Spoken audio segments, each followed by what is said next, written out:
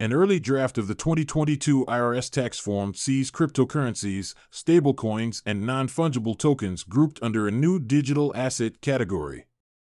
American taxpayers will find a broader, more defined category encompassing cryptocurrencies and non-fungible tokens, NFTs, in their 2022 IRS tax forms.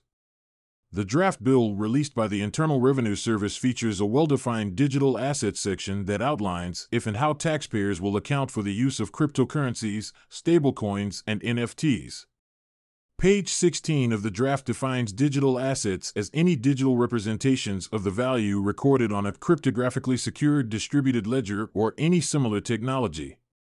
2021's tax form required taxpayers to indicate whether they had received, sold, or exchanged in virtual currency, with this term changing in the yet-to-issued 1040 tax form for 2022.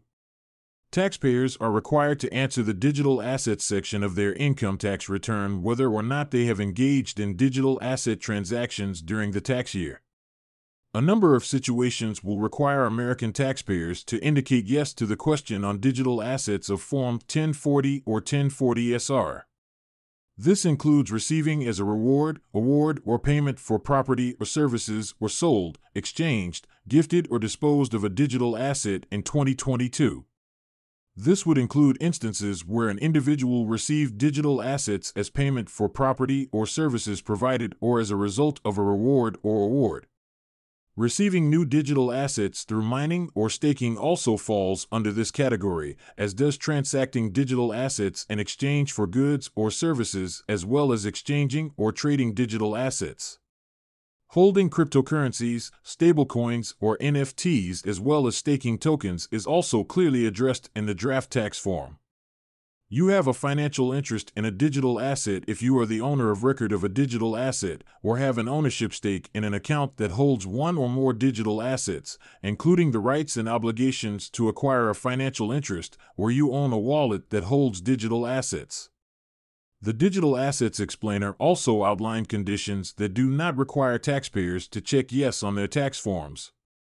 If an individual holds a digital asset in a wallet or account, transfers digital assets from a wallet or account to another wallet or account owned by themselves, or acquires digital assets using United States dollars or other fiat currencies through electronic platforms like PayPal. Digital asset transactions can be clearly classed in either capital gains or income sections of the 2022 tax return. If an individual disposed of any digital asset during the year which was held as a capital asset, they are expected to calculate their capital gain or loss and report on Schedule D of the tax return. If individuals received digital assets as payment for services or sold digital assets to customers in a trade or business, this would need to be reported as income in its specific category.